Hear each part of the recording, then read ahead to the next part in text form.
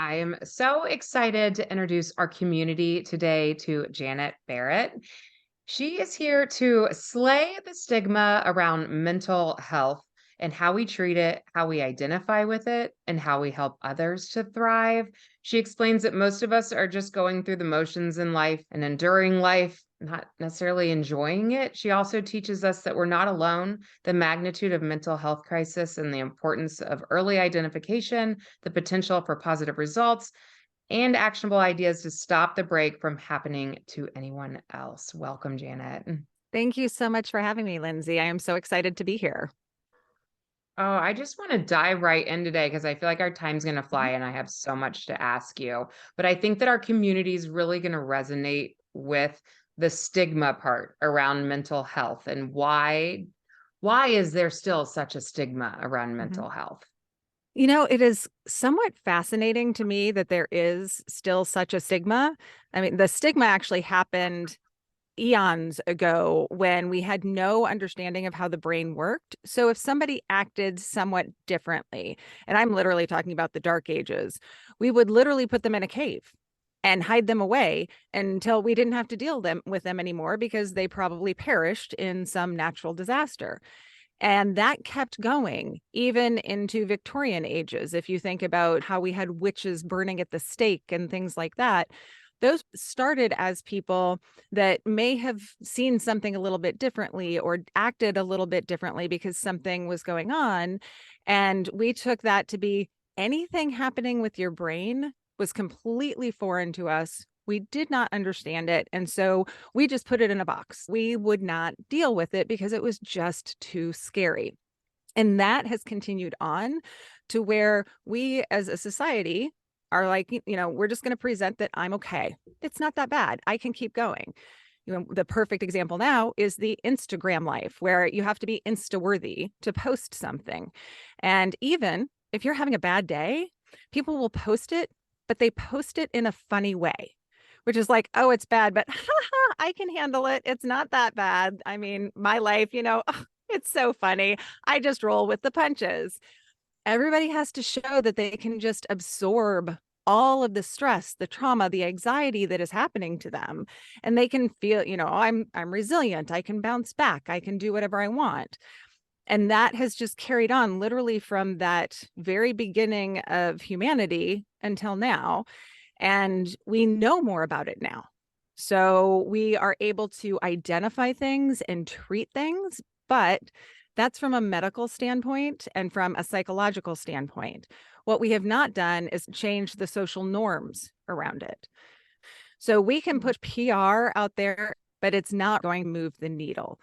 What is going to move the needle is people coming out and being willing to share their stories and their process and what they did and how they got through some of their struggles. And it doesn't have to be major struggles. Every time that I talk to somebody or I post something that people consider vulnerable on social media, I will get dozens of messages, but they are always private messages. They are not public messages. They are people saying, I'm so glad you said that. I have gone through something similar. And it's so nice to know that I'm not alone. And so the more people we have that are willing to take that step forward, that's when it starts to become normalized. But it needs to happen before you hit a break. So the people that we most often hear about are actually people like me who really broke and realized they were broken way before then. They just were taught to ignore it. It will go away. It will be fine. And then they break. It gets so bad that they can't deal with it anymore. They break, they fix themselves, and then they come out and say, hey, guess what? This is a problem. I didn't deal with it for a long time, but now I'm letting you know I support mental health policies. I support this. I support that. What I want people to know is that we need to talk about it way, way earlier than that because we shouldn't have somebody breaking. We shouldn't let it get until that point. We have to change that stigma around it. And it's by normalizing and talking about these things that, I mean, they're really hard to talk about. And I know a lot of your listeners are very aware of their health. They are very aware of their physical health, But the other thing that I really learned around this is how tied your physical health is to the mental state that you have. So I went through a lot, and I can talk about that in a little bit. But when I was recovering, I love to Google. I could be an Olympic Googler if you actually put that as a category in the Olympics.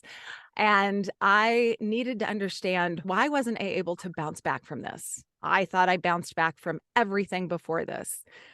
And it's when I came across Dr. Kolk. He wrote The Body Keeps the Score. And he, and this was decades ago, identified that there is a link between your mind and your body. And if you break that link and try to suppress your emotions and try to keep it all inside of you, if you break that link, your body is going to reflect it. It's going to keep the score, and it's going to start showing you in ways that you might not be aware. You might gain weight. You might start getting really random muscle cramps. I had things show up in odd ways. When I was in second grade, I had ulcers. By the time I was in fifth grade, I had so many canker sores, it was in the dozens. This was my body trying to say, you have to realize something's going on. You have to fix this. And I was, second grade and fifth grade. I didn't know what was going on. I never dealt with it. And so it just kept going. All right, we need to like rewind a little and unpack a little bit of this.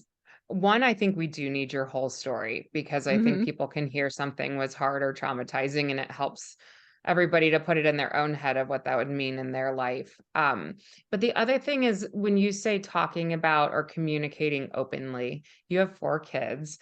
I'm picturing like Yes. it starts maybe within our own family, even of being very open with our kids on emotions. And can you kind of go into, is it friend talk? Is it kid talk? It's social media? Is it all of it when we talk about being more open? So I would love it to be all of it. But I think you're right. I really think it has to start at home. And kids learn how to be comfortable with things first with how they see things at home. So if you're not comfortable with something, chances are your child is not going to be comfortable with something. And we all have parents, we all have families. And so we have to be the ones that kind of set that example. And even if you don't have children, you have a family, you came from a family, and you can work with that family and work on sharing your story and your emotions. Is it easy? No, it is really hard. And I tell people a lot, when I talk to my kids, I always focused on honesty at the appropriate level. So the way that I might explain something to a 7-year-old is going to be significantly different than how I would explain it to my 17-year-old. And I have 4 kids. So I have a 16-year-old and a 14-year-old boy. And then I have twin girls that are 13.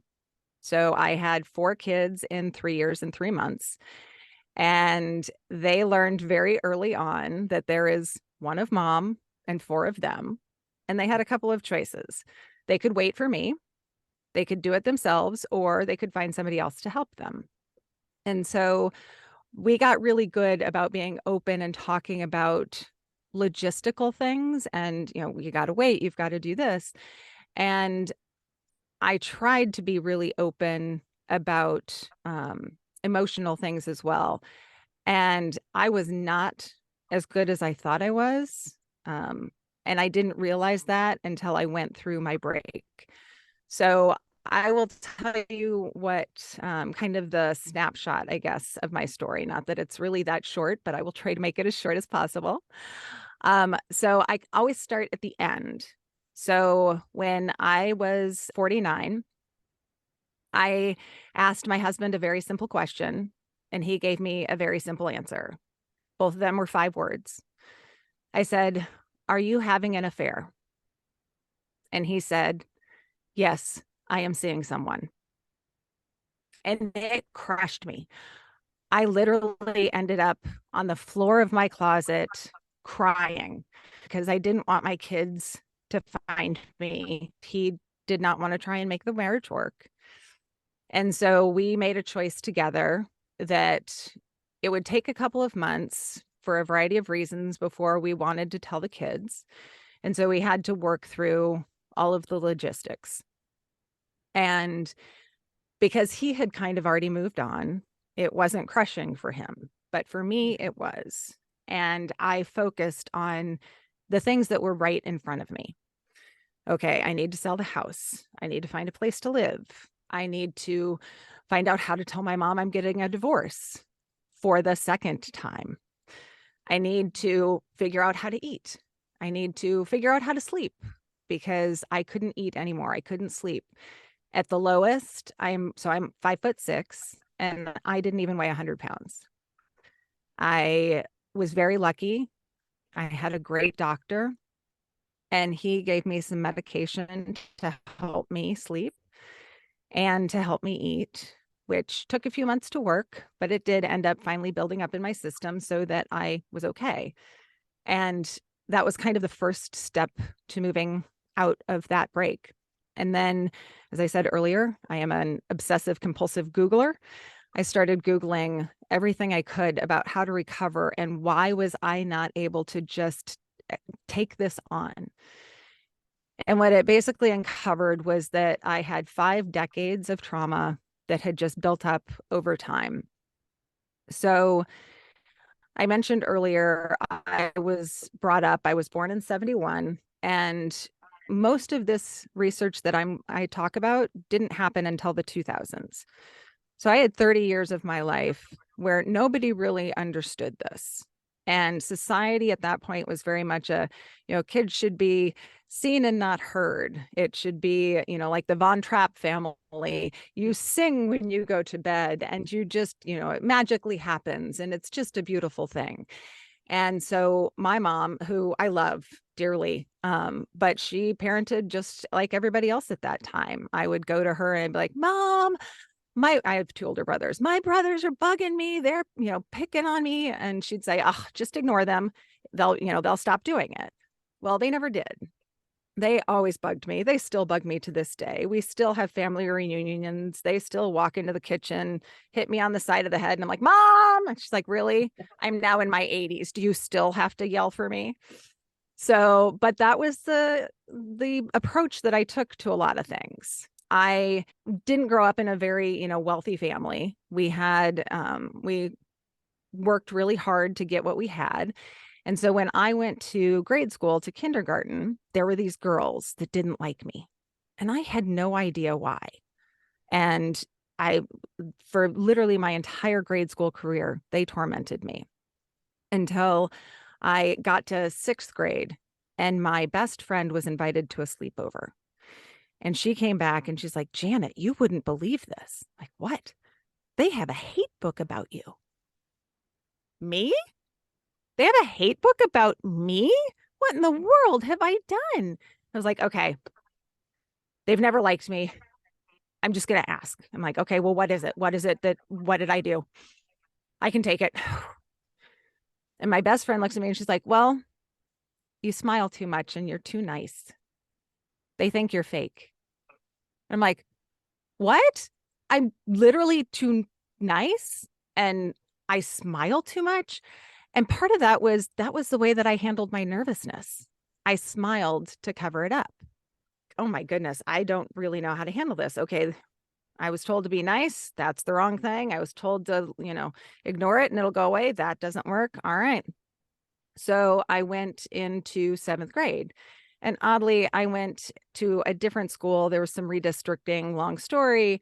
And somehow I went from being the completely shunned person that was apparently too nice and smiled to being part of the popular group. And that really gave me a lot of confidence. So with that confidence, I decided to finally talk to somebody about something that I had been ignoring for years. And I went into the school guidance counselor's office and I sat down. I was ready to go. I'm like, I can do this. I can do this. And I told him about the sexual abuse that I had been experiencing throughout grade school. I was so happy. I finally got that stress off of my shoulders. Oh, I mean, I literally can't tell you. I felt like I was floating. And he looked at me and he was like, "You're lying. I know who you say did that. They would never do that." And the floating feeling I had, I came crashing down, devastated, and realized, you're right. Nobody is ever going to believe me. It's what my abuser told me, and it was true. Nobody was going to believe me. So, what I had been doing for years, I kept doing, and I hid that trauma. I pushed it down. I started drinking in 7th grade. In 8th grade, I started having boyfriends. And one of my very first boyfriends, another odd story, but the short version of it is he was in a boys' home, which is like a juvenile detention home, where they do have some freedoms to go out into the public. And he was in there because of a family situation. And so I met him. We sort of dated. I ended up breaking up with him. And the night that I broke up with him, he completed suicide and he blamed me. Couldn't tell anybody because then that would show that I had done something wrong, clearly, because I caused someone to literally take their own life. I was in 8th grade. So I drank even more. And I actually forgot about the suicide. I forgot about the abuse. I completely suppressed it.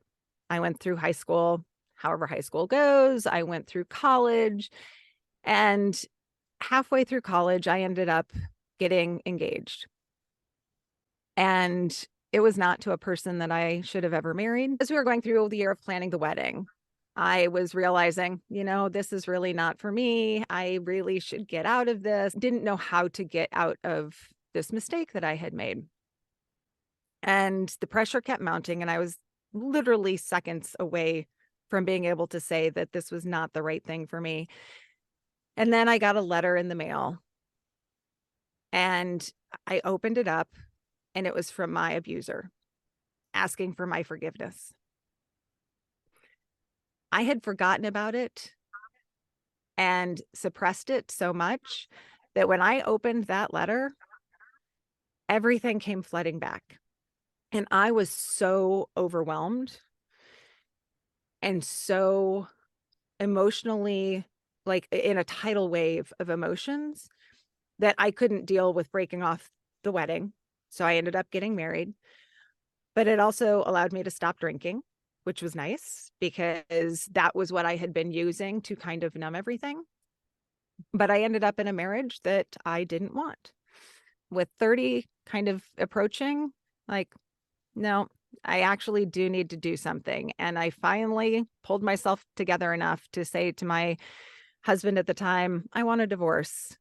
And it was so much of a high school college relationship, and it was not an adult real relationship. We had no children. We didn't have anything between us. So it was a very simple process.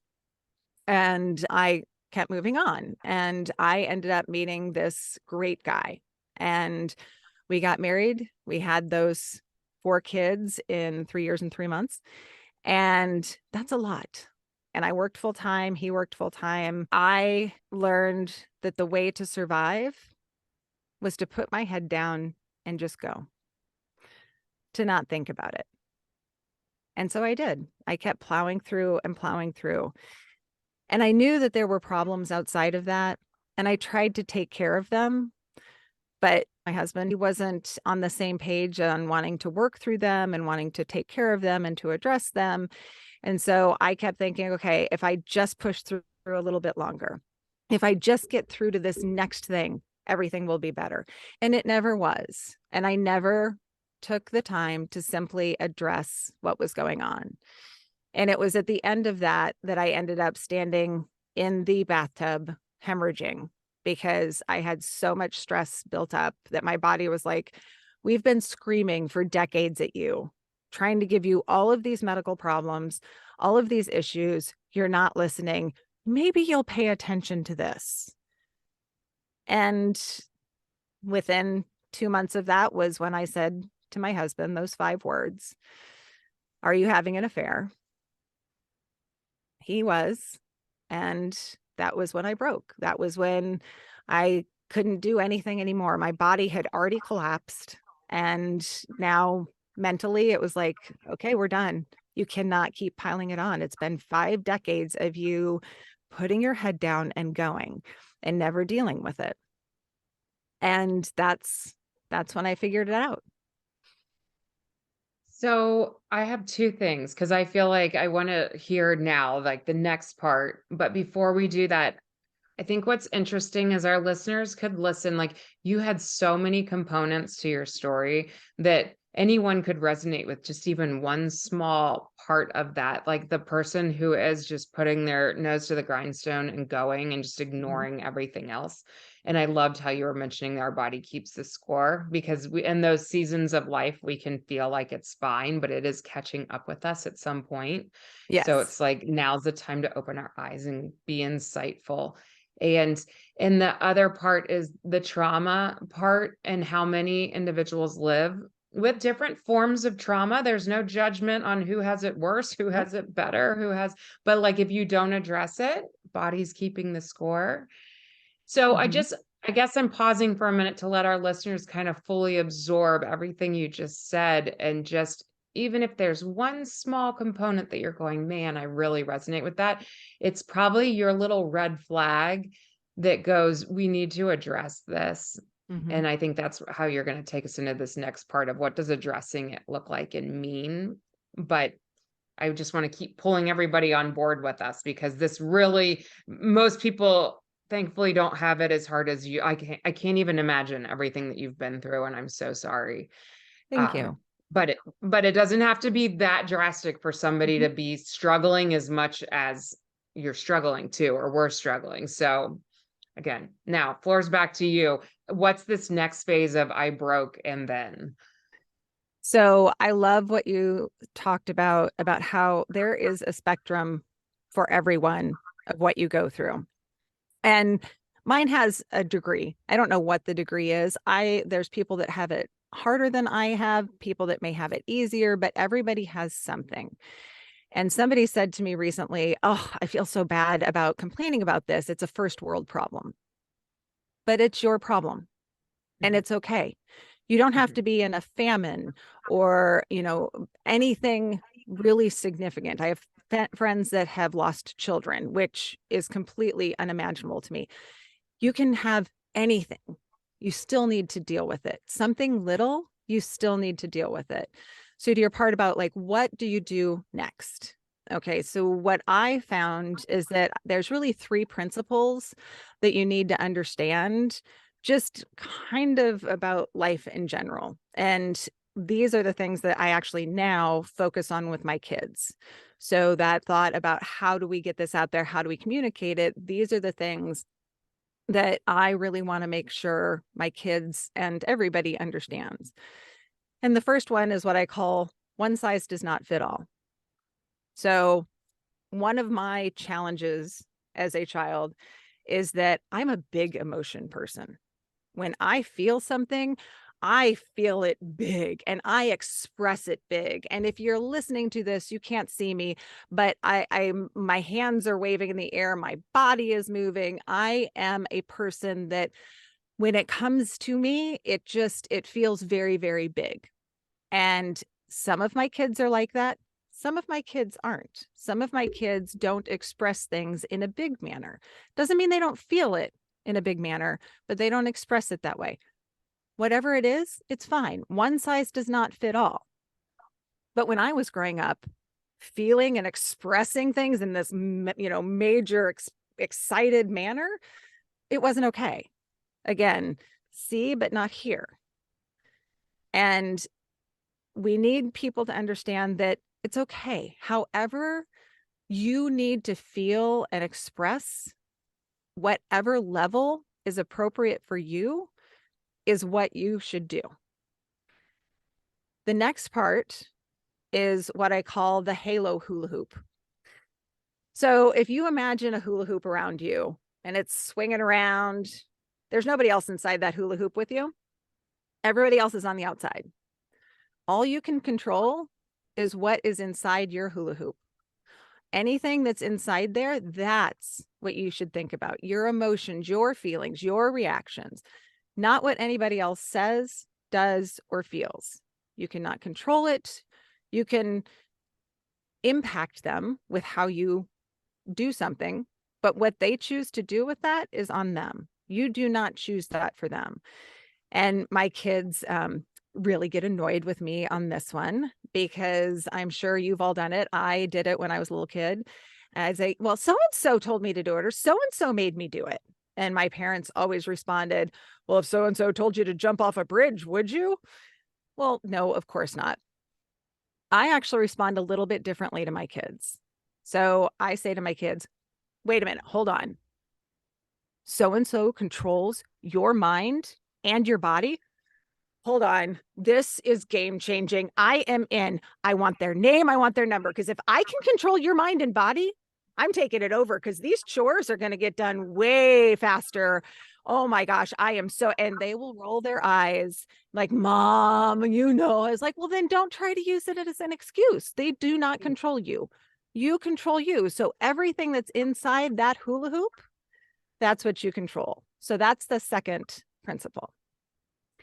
And then the third principle is talking about the connection between the mind and the body, and that emotions do need to be physically expressed.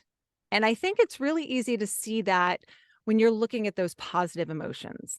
So positive emotions, we laugh, we smile, we might jump up and down, throw our hands in the air, our team scores a goal, woohoo, anything around that, people are in general okay with.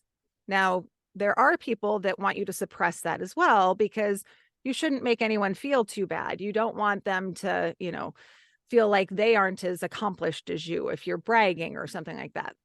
But people are okay with that. But that is your body actually releasing that emotion. Sadness, that's also kind of okay on the spectrum. You let it out with tears, and you let it out, physically when you're doing that. And usually your body will actually get involved, where it will kind of close in on itself and be like, okay, I need to just hold myself, make myself okay. The one that really stymies everyone and really stymied me for decades is anger or any other really negative emotion. And I actually had never heard this concept before the last couple of years. And when I did, honestly, my first reaction was like, yeah, right. I haven't expressed my anger for decades. And oh, right. Yeah. Okay. I guess I'm not doing that well. So let's explore it. And when I did, there is a lot of science behind it. And I will go very quickly into the science that uncovered this. And it's called learned helplessness. And it was a study done, I want to say it was in the 90s, and it was actually done on dogs. It kind of makes me sick to talk about because I'm a very big animal lover. But the study that was done with a couple of different sets of dogs. And they put them on these electrically charged pads. And there were dogs that weren't tied to anything. They set off the little electric shock. The dog ran. The dog's like, I am out of here, not going to stick around for this pain. Then there were dogs that were actually in cages and they couldn't get away. And they felt the shock and they were shocked, but they couldn't get away. And after a couple of times, the dogs didn't even jump. They just sat there and let it happen. The next thing they did was they took those same dogs out of the cage, put them on the shock pad. They were free to go. They did the shock again, and those same dogs sat there and let it happen, even though they were free to go. They didn't know that they could get away from that pain. They didn't know that that was an option for them. Even though they had walked freely in, they could walk around. When that shock happened, they literally sat there. The researchers then found out that in order to fix that, they had to show the dogs when the shock was happening, they'd put a collar on and they'd have to physically pull them off. And it wasn't just once. They had to do it multiple times for the dogs to reconnect their body that's being shocked with, I can leave. They had broken that. They had learned to be helpless. And that's what a lot of us do when we suppress that physical reaction that we have with anger or disgust or horror or whatever. And I did that learning in grade school when I was being sexually abused. I was like, nope, okay, just let it happen. You'll be fine. Just keep going. Just ignore it. You will be fine. And my body was like, it's not fine. That's why I started having ulcers. That's why I started having canker sores. That's why all of these other things. And it just kept building and building until I finally learned that you need to actually physically express your emotions. So those are the three things. One size does not fit all. There's a hula hoop, and that's all that you can control. And then the third thing is that you have to connect that mind and the body. And then you have to take those three things and do something with it. So what I recommend in my book is that you actually somehow document what you've been through and the traumas. And it can be in-person therapy. It can be done through journaling. I go into fairly good detail around how to do it, but you just need to get that down. Then you actually need to identify the emotion that it triggers. And I thought this was really interesting because I have 4 kids. We love Disney Pixar movies, saw Inside Out, and there's 5 emotions. Mm-hmm. There's actually not only 5 emotions. There are 27 unique emotions. And you have different reactions in all of them. It's kind of a spectrum, some are very similar, but you need to go and kind of learn what those emotions are, what your reaction is, how that relates to the trauma that you've experienced. And then take those. And if it's still something that is bothering you, actually express it physically. Now, here is where that first principle of one size does not fit all and the third principle really have to be taken together and really thoughtfully considered, because I am a big emotional expression person. So when I need to express my anger, I need to do it in a big way. But that can't always happen in the moment because it's not safe. And I will give kind of an example of how I came to really understand that. When my 9-year-old son came to me and said, Mom, I think the world would be better off without me. And it is still really hard to talk about that. It crushed me. I had to be strong as a mom because he had come to me, he needed help. I just wanted to bubble wrap that kid and be like, no, there's, you're fine. You're going to be okay. We're going to get through this. And I'm like, he is asking for help. He is clearly struggling. I also am not the right person to help him. And so my ex and I found a therapist for him to talk to. And he uncovered that my 9-year-old thought he was a bad person because he had bad thoughts about other people. Bad thoughts such as, I hate my brother. He bugs me. That person, cut me off when we were getting into the line and they should, I should hit them. And he thought those thoughts, just the thought, made him a bad person. And he thought no one else had those thoughts. So kind of going back to making sure kids understand and your own family understands, I was like, oh my gosh, I can't believe I didn't teach you that. I didn't tell you that. I didn't. And honestly, when that first happened, I don't think I ever even thought about that. And I don't know when I learned it, but that's something that a lot of people, when I tell them about it, they're like, oh my gosh, you're right. We never talk about this, that it's okay to have those thoughts. What's not okay is to act on them. So having the thought, I hate my brother, I wish he'd die, no problem. Killing your brother, that's bad. Don't do that. But having that thought and that emotion, at some point in time, you need to get it out.